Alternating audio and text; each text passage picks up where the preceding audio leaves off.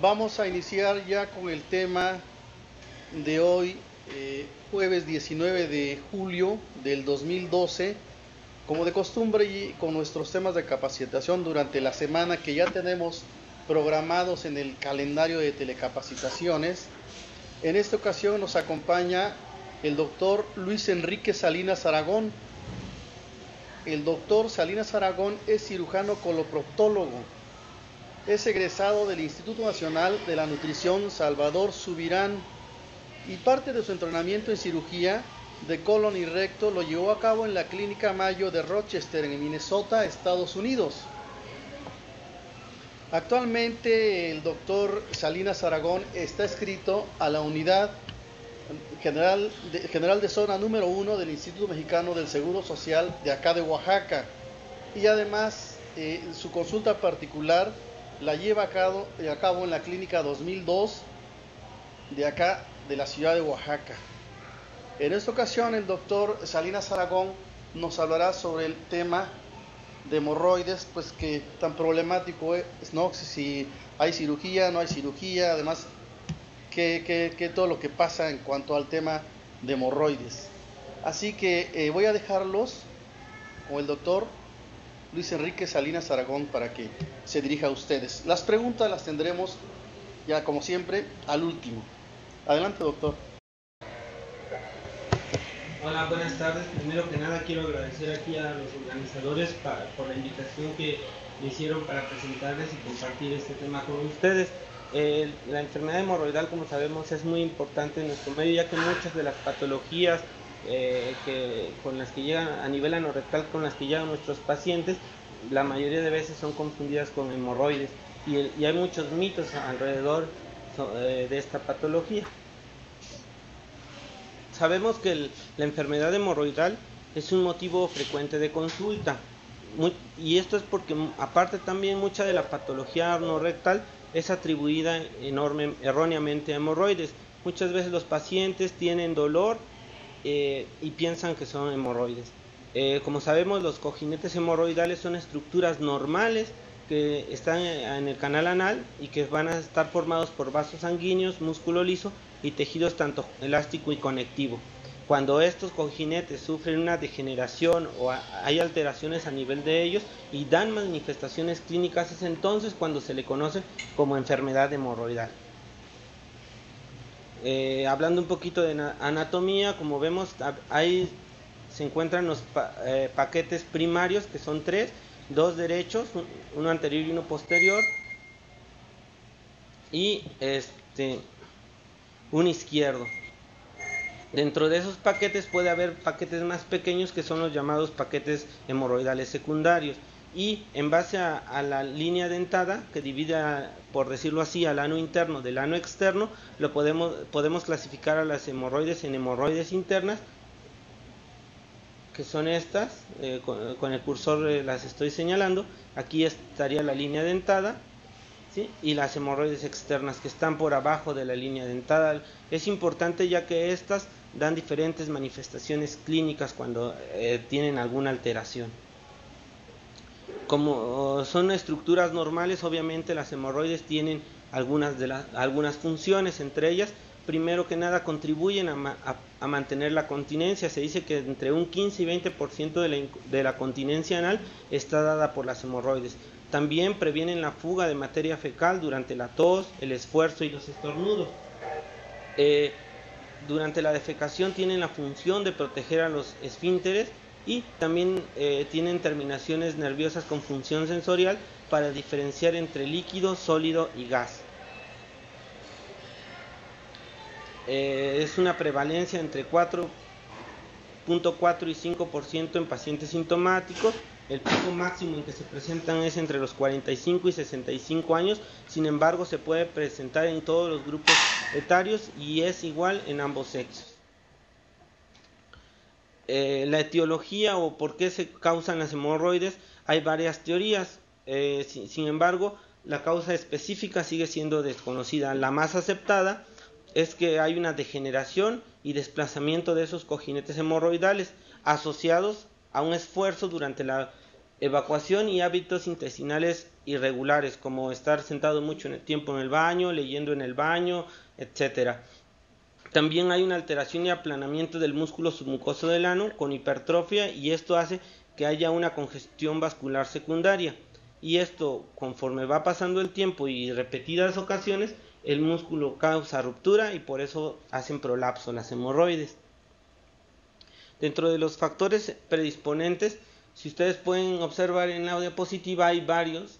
Sin embargo, el más importante es el estreñimiento, constipación y el tenesmo. El estar también haciendo mucho esfuerzo al evacuar. La herencia juega un papel importante. La dieta, sobre todo en nuestras comunidades que son dietas bajas en fibra, el solo hecho de estar parados también es un factor predisponente de hemorroide. Ausencia de válvulas, esas obviamente son congénitas, y obstrucción del retorno venoso. El envaso es también un factor predisponente importante cuando existe.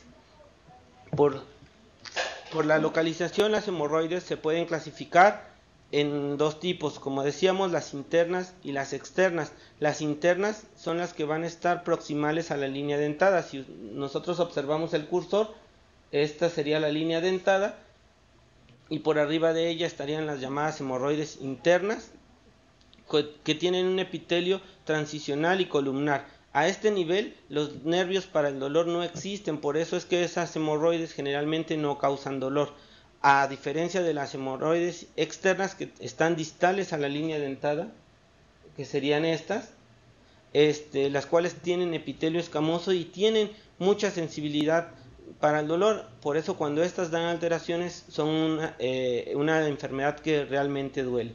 Y las mixtas son cuando la enfermedad tiene tanto componente interno y componente externo.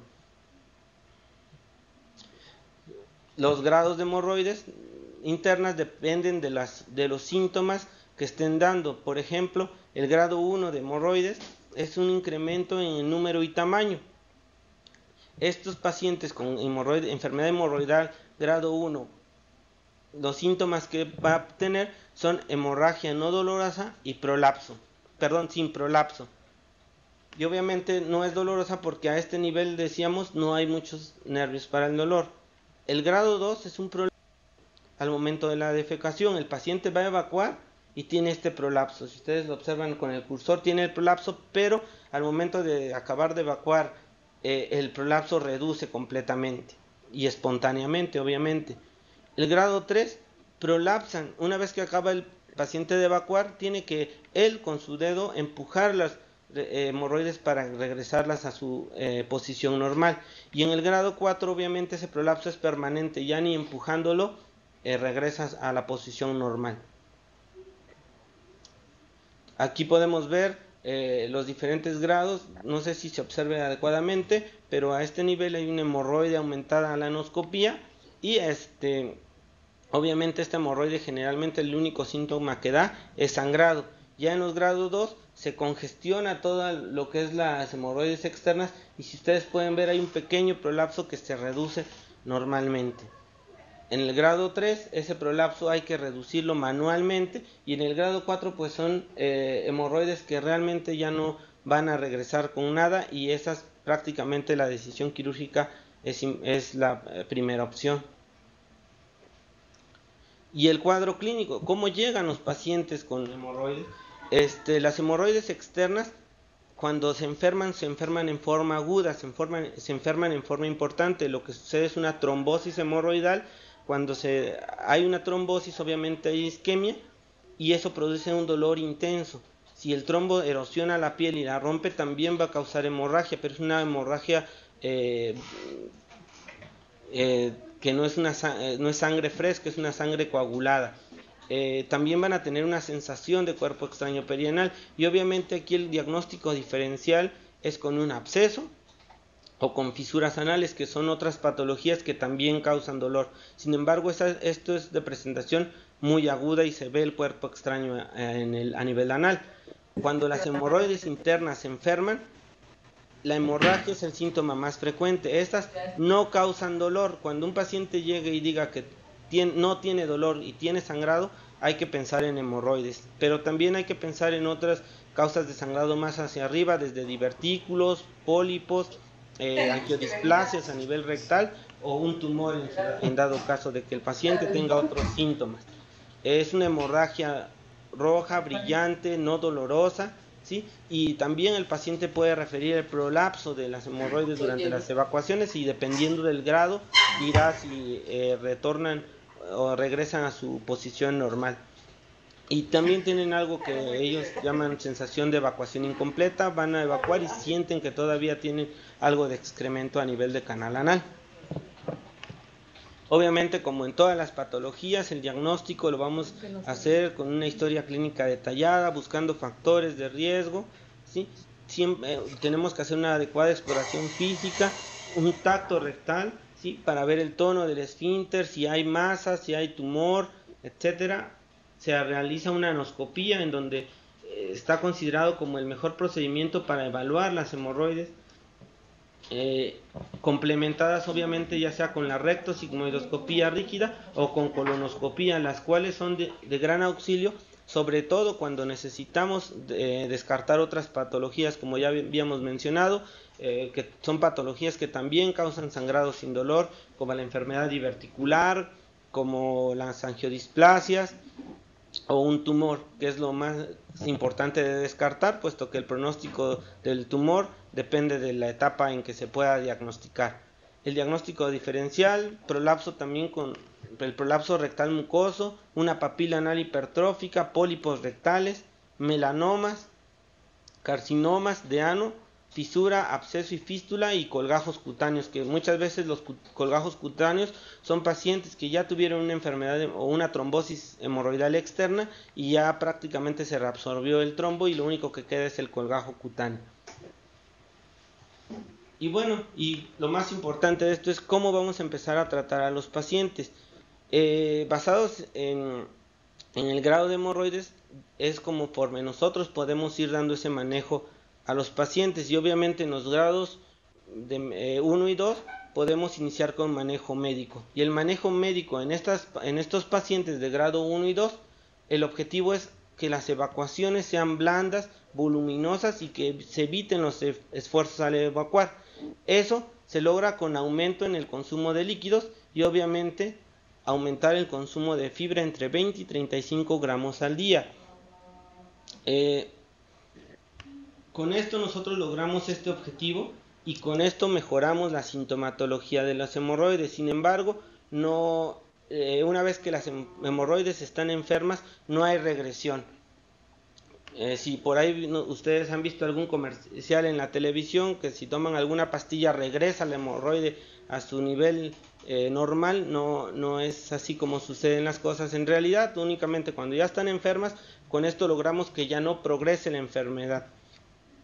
De usar agentes tópicos, cualquier pomada que ustedes me quieran mencionar, no hay suficiente evidencia y generalmente no se usa. Si nosotros vamos a los niveles de evidencia que realmente existen y recomendaciones por la Sociedad Americana de Cirujanos de Colon y Recto, la dieta alta en fibra tiene un nivel de evidencia bastante bueno, que es una evidencia grado 2 con un grado de recomendación tipo B. Realmente les mejora la sintomatología, no traumatiza tanto las hemorroides y disminuye el sangrado. ¿Sí? Los laxantes formadores de volumen, en algunos estudios se ha visto,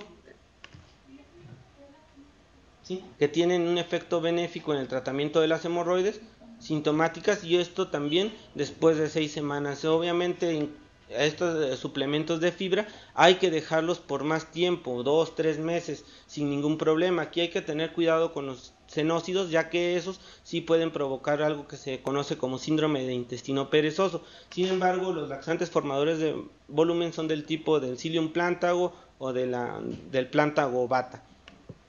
Los agentes tópicos como las cremas, supositorios y anestésicos que se venden indiscriminadamente, decíamos que no hay niveles de evidencia suficientes para apoyar el uso de estas terapias. Y los famosos baños de asiento sí son recomendables, ya que mejoran la circulación, provocan vasodilatación y hace que mejore el retorno venoso a nivel de las hemorroides. Cuando los cuando las hemorroides son de un grado 2, 3 o 4, requieren otro tipo de tratamientos aparte del médico. Si nosotros vemos dentro de los procedimientos que podemos hacer en el consultorio o de manera ambulatoria, encontramos varios, de los cuales el que tiene un grado de evidencia máximo y una recomendación tipo B es la ligadura de las hemorroides. Sin embargo, hay otros tratamientos como la fotocoagulación infrarroja, la electrocoagulación de las hemorroides, la escleroterapia, la crioterapia y la dilatación anal. La crioterapia y la dilatación anal prácticamente están en desuso, ya que la crioterapia da mucho dolor posterior a la quemadura de las hemorroides. Y mencionábamos que la ligadura pues es un tratamiento simple que se realiza de una manera rápida, segura y efectiva. Este se puede realizar en el consultorio. Se usa para hemorroides grado 1 y 2 y en algunos casos muy seleccionados en pacientes con enfermedad hemorroidal grado 3 y 4. El éxito está reportado hasta en un 90% y lo que hace la ligadura es fijar los cojinetes hemorroidales a su posición, y con esto permite que haya una resección del tejido redundante y favorece la cicatrización en la submucosa en 5 a 7 días. Esto requiere de varias sesiones. Normalmente se recomiendan de 1 a 2 ligaduras por sesión. Hay pacientes que requieren 2 o 3 sesiones más. La recurrencia, sin embargo, es alta en un 68%. Y bueno, ahí se tendría que indicar el tratamiento o quirúrgico. Y este procedimiento no está indicado en pacientes con inmunodepresión o que estén usando anticoagulantes.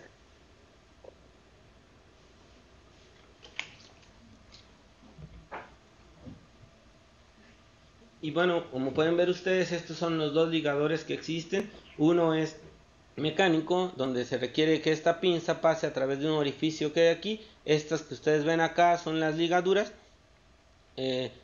Prácticamente se toma la hemorroide con la pinza y posteriormente se dispara el dispositivo. Este que está en el lado derecho es un dispositivo de succión en el cual mediante aspiración se toma la hemorroide y una vez que se encuentra en posición se disparan las ligas. Como pueden ver, es un procedimiento que no requiere una preparación específica, no necesita sedación, no necesita anestesia y es ambulatorio, se puede hacer prácticamente en el consultorio. Decíamos, se liga de a 1 o 2 paquetes por sesión, y si ustedes ven las imágenes, aquí es con la pinza, se está tomando la hemorroide y se coloca el dispositivo con las ligaduras y se disparan, quedando de esta forma las ligaduras a este nivel y la hemorroide. Recuerden que todo lo que está por arriba de la línea dentada no tiene nervios o no tiene sensibilidad para el dolor, por lo tanto es un procedimiento que duele muy poco, realmente no duele. Así es como, no sé si se observe adecuadamente en sus unidades, pero este es un anoscopio y aquí esta parte sería la hemorroide ya ligada.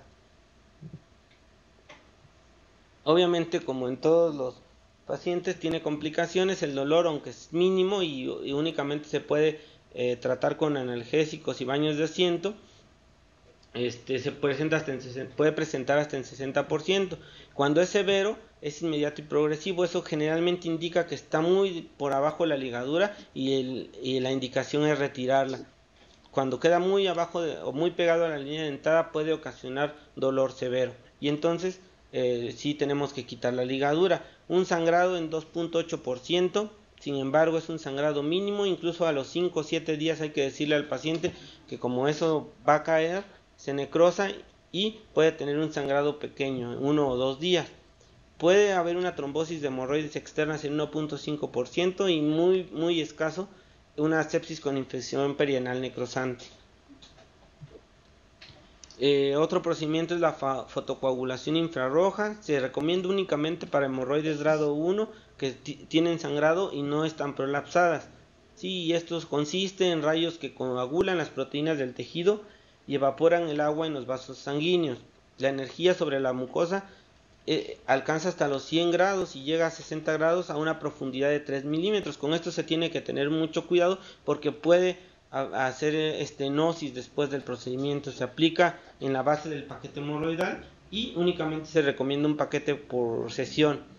Al ser un equipo costoso y que no tiene una diferencia significativa de éxito comparado con el procedimiento de ligadura, pues prácticamente también ya está en desuso. Este es el aparato de la fotocoagulación infrarroja, en donde con el anoscopio se está aplicando el rayo, y prácticamente también tiene complicaciones como la estenosis, que es lo más importante que puede dar. Otro procedimiento es la escleroterapia, en las cuales están indicadas hemorroides muy chiquitas grado 1 que no han mejorado con el tratamiento médico, y lo que se utiliza es una inyección de agentes químicos. Así como se esclerosan las varices, también se puede esclerosar las hemorroides, ya sea con fenol al 5% en aceite vegetal, quinina, urea o solución salina hipertónica de preferencia, y esto lo que hace es crea fibrosis, fija y atrofia los paquetes hemorroidales. Sin embargo, únicamente están indicadas en el grado 1 de hemorroides, y esto lo que hay que hacer es una inyección submucosa por arriba de las hemorroides internas a nivel del anillo anorrectal. En diversos estudios ha sido la menos efectiva, y obviamente también tiene complicaciones como la fascitis necrotizante y septicemia, estenosis, abscesos y fístulas anorrectales. Aquí está la escleroterapia con una aguja de estas para anestesia subaracnoidea. Se coloca en el anoscopio y se aplican 1 o 2 inyecciones de esa solución a nivel de las hemorroides internas.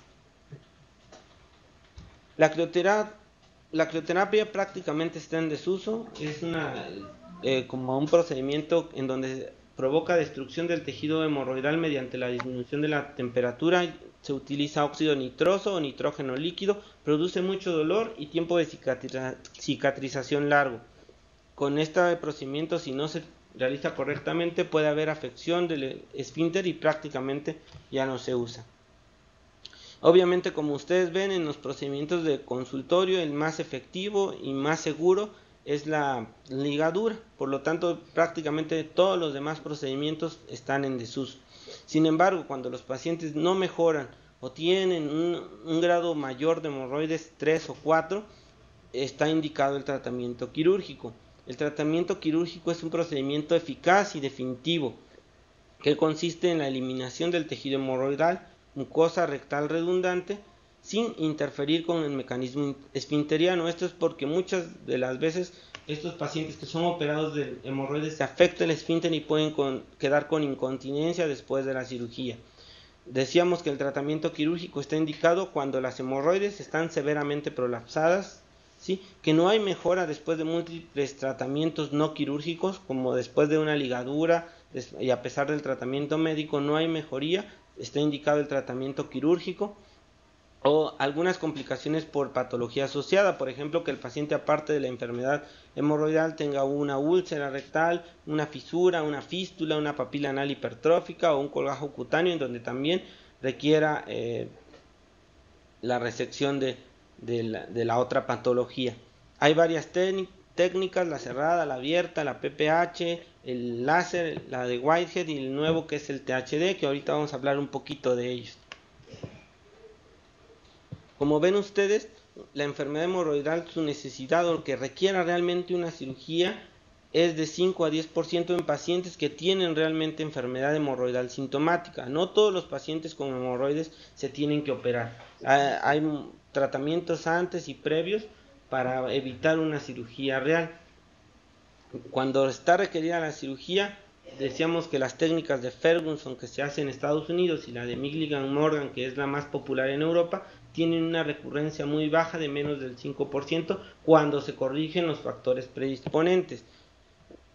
El tiempo de cicatrización se dice que es más corto en la tipo Ferguson. Ahorita voy a explicar la diferencia entre 2.8 más menos 0.6 semanas contra 3.5 más menos 0.5 semanas. Obviamente aquí alrededor de esto giran muchos mitos. Generalmente no son procedimientos tan dolorosos como nos menciona la publicidad. Sin embargo, sí molesta, sí duele, pero hay medicamentos, hay maneras de controlar ese dolor. Y incluso hemos tenido pacientes que los operamos de alguna de estas técnicas y al otro día perfectamente andan comprando en el supermercado o andan haciendo actividades. La tipo Ferguson, que es la técnica cerrada, tiene una promedio de cicatrización de 3 semanas, ¿sí? Y siempre se quita la hemorroide enferma. Recuerden que hay varios paquetes, incluso paquetes secundarios. Si no están enfermos, no está indicada la resección. Solo se van a quitar los paquetes enfermos. Y bueno, hay que preservar aproximadamente 1 centímetro de anodermo entre esas resecciones para evitar la estenosis. Entonces prácticamente lo que se hace es tomar la hemorroide enferma y resecarla en la base, ¿sí? Resecar todo lo que son los vasos sanguíneos de las hemorroides, observar adecuadamente el esfínter anal interno para evitar complicaciones de estenosis. Y en la tipo Ferguson obviamente se cierra la piel y esa cicatriz pues hay que cuidarla por un periodo de 6 semanas. Sin embargo, en 3 semanas ya está la cicatrización casi completa. En la Milligan-Morgan, a diferencia de la tipo Ferguson, se va a dejar la hemorroide, la zona donde se resecó la hemorroide abierta. Si ustedes ven, aquí se toman los 3 paquetes hemorroidales, se hace la resección y después de la resección quedan, aquí ustedes ven en la zona más oscura lo que sería el esfínter y las heridas quedan abiertas, ¿sí? Generalmente no se infectan, de hecho se manejan, o la teoría que ellos manejan es que la herida se deja abierta para que la cicatrización vaya siendo de adentro hacia afuera. También se han probado algunos otros tipos de hemorroidectomía o variantes de las dos anteriores, que son hemorroidectomías con bisturí armónico y ligashur. Estas opciones son una alternativa para la resección de las hemorroides, en las cuales sí se ha visto que hay menos o que se ocupa menos tiempo quirúrgico y que también el dolor es mucho menor para los pacientes después de la cirugía. Minimiza el daño a los tejidos adyacentes y pueden ser usados tanto en la técnica de Ferguson como en la técnica de Milligan-Morgan. Por ejemplo, aquí les pongo un estudio del Cochrane, de la base de datos del Cochrane, en donde comparan la hemorroidectomía convencional contra la hemorroidectomía con ligashur para pacientes que tienen síntomas. Es del 2009 y bueno, la conclusión que ellos llegan es que hay menos dolor postquirúrgico en el grupo de ligashur. Sin embargo, no hay diferencias entre las complicaciones postquirúrgicas, los síntomas de sangrado recurrente, la incontinencia o la estancia hospitalaria. Prácticamente aquí lo que también variaría es tener el aparato y también el costo que ello implica. También, como en todos los procedimientos, obviamente hay complicaciones. La más frecuente de una hemorroidectomía, cualquiera que de ellas, tanto Milligan-Morgan como tipo Ferguson, es la retención urinaria de aproximadamente 34%, el sangrado en un 2%, la estenosis anal, que es una complicación importante aunque rara, de menos del 1%, y la incontinencia también menos del 1%. Un procedimiento alternativo y que en un momento surgió como el que probablemente revolucionaría el tratamiento de las hemorroides es el llamado PPH, que es una hemorroidopexia con engrapadora o por sus siglas en inglés significa procedimiento para hemorroides prolapsadas. El PPH ha demostrado menor dolor postoperatorio que otras técnicas y se utiliza para hemorroides grado 3 o 4. Sin embargo, en lo que se ha visto ya con los años de experiencia a nivel mundial, se ha visto que tiene un mayor porcentaje de complicaciones que las técnicas habituales y que su recurrencia a 10 años es mucho mayor. Entonces prácticamente está dejando actualmente de ser moda. Si ustedes ven, bueno, la técnica así rápidamente consiste en un anoscopio especial que ya trae el kit, se fija con puntos y el anoscopio prácticamente queda en esta posición. Posteriormente se hace una jareta a este nivel arriba de la línea dentada, sobre todo arriba de las hemorroides. Ya el dispositivo trae la medida, se hace una jareta y se introduce esta engrapadora especial que es la PPH, que al introducirla se corren los hilos o los nudos de la jareta y prácticamente queda por arriba el cabezal.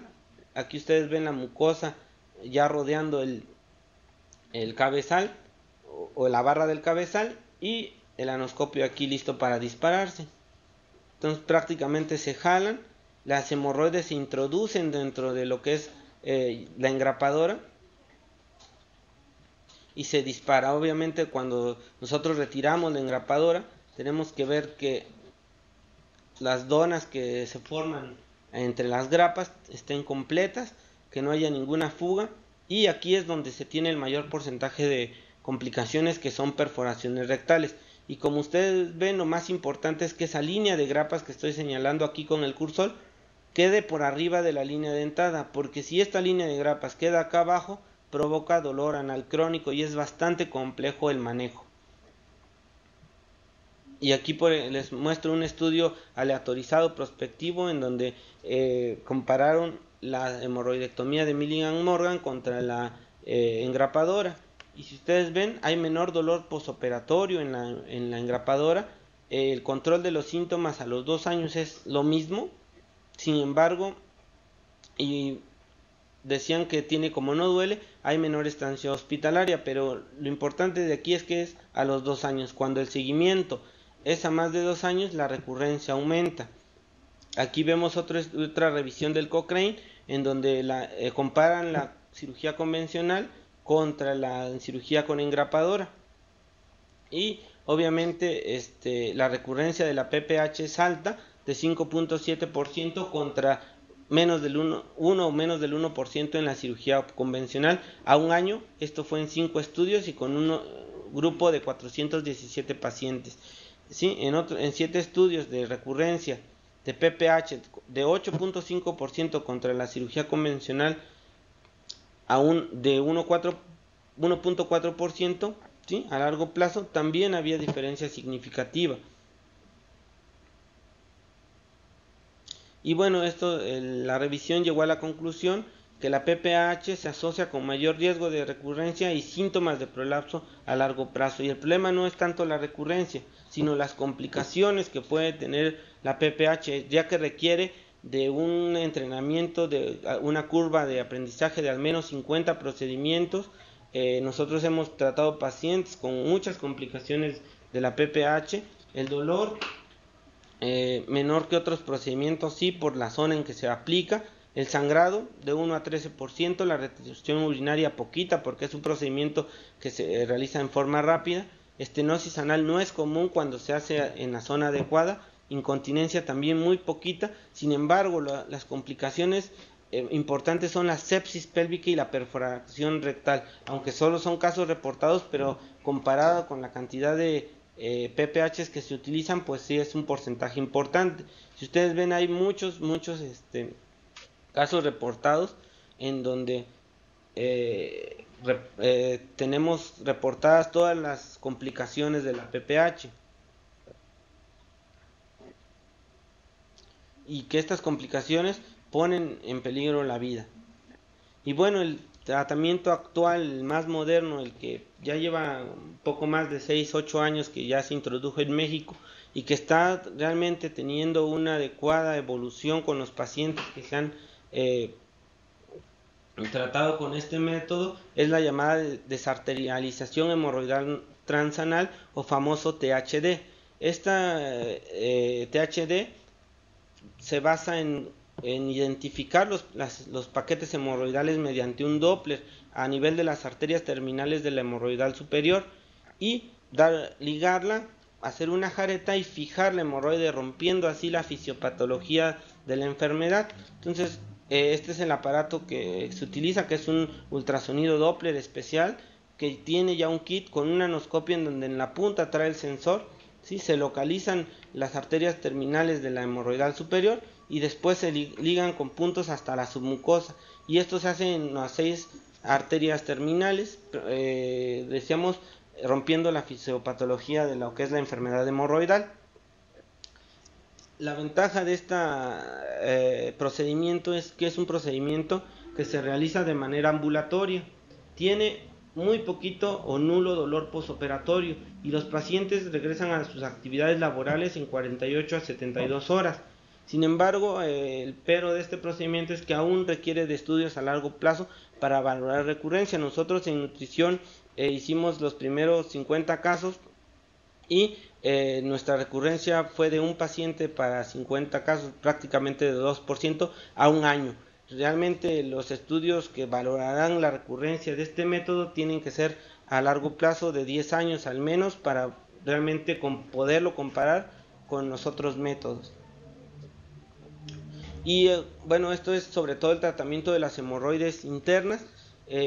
Cuando tienen una hemorroide externa trombosada, que es algo bastante agudo, que les decía es una enfermedad que es muy dolorosa. El paciente estaba normal un día previo y de repente empieza con dolor importante a nivel anal, sensación de masa a nivel anal.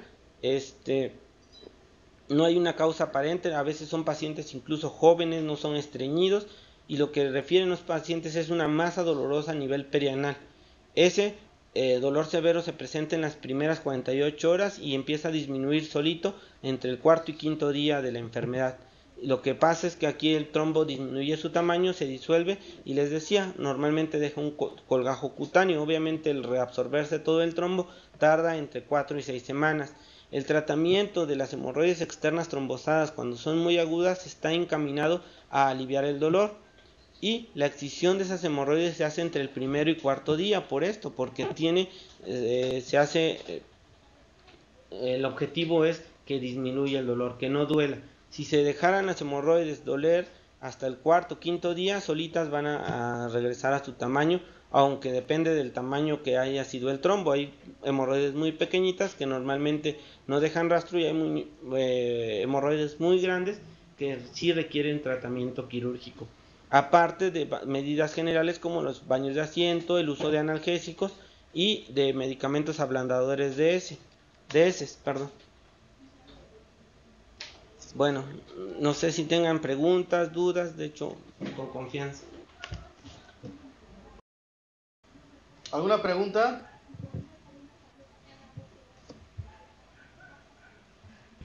Aquí en Cenetec una pregunta, por favor. A ver, por favor, adelante, Cinetec. Nos preguntan si en estas esta manipulación lo hace el gastroenterólogo o el cirujano. Coloproctólogo será. Perdón, el último procedimiento, ¿cuál? Sí, así es.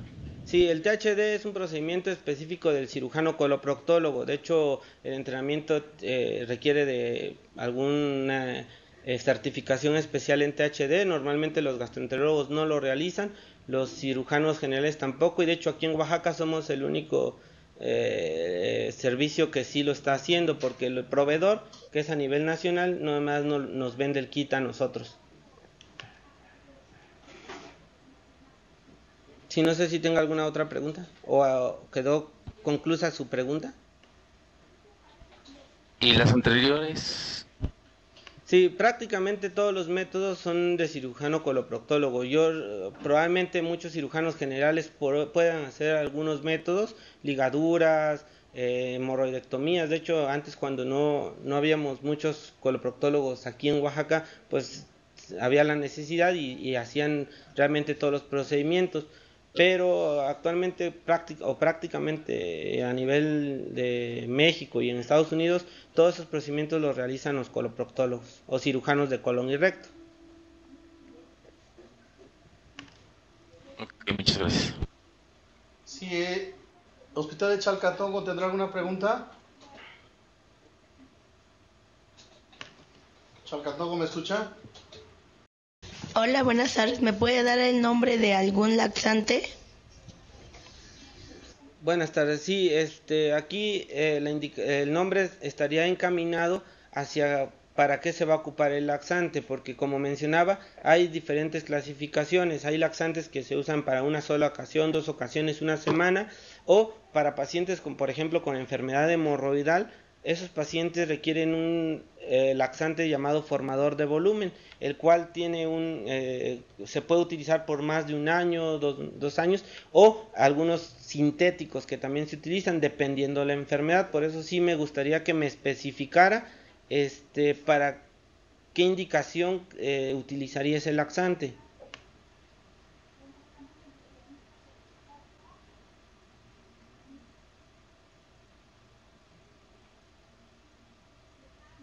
Gracias. Sí, no sé para qué indicación, hemorroides o un colon irritable o estreñimiento, ¿cuál sería la indicación del laxante? Porque dependiendo de eso es el tipo de laxante. Me refiero al grado 1. En ese grado ya se pueden aplicar laxantes. Sí. ¿Me podría dar el nombre de alguno? Claro. En el grado 1 lo que nosotros utilizamos son los laxantes formadores de volumen. Eso permite que las heces fecales tengan una consistencia adecuada, que sean blandas y que no traumaticen el canal anal. Los laxantes que se utilizan para eso son los llamados formadores de volumen, y entre los más comunes están el Psyllium Plantago y el Plantago Bata, que en nombres comerciales pues es el Metamucil y el Plantaben.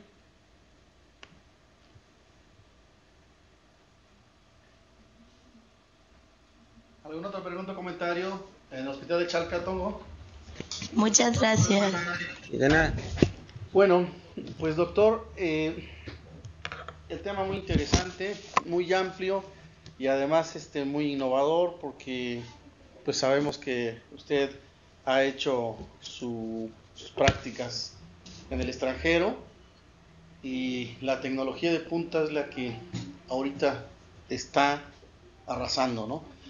Le damos las gracias, doctor Luis Enrique Salinas Aragón, por haber estado con nosotros, y esperemos que en una próxima plática esté otra vez Claro.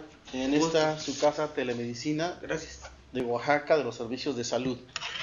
Por lo tanto, vamos a hacer la entrega de su reconocimiento al doctor Luis Enrique Salinas Aragón por su ponencia en el tema hemorroides, efectuado el día 19 de julio del 2012 en la ciudad de Oaxaca de Juárez, Oaxaca.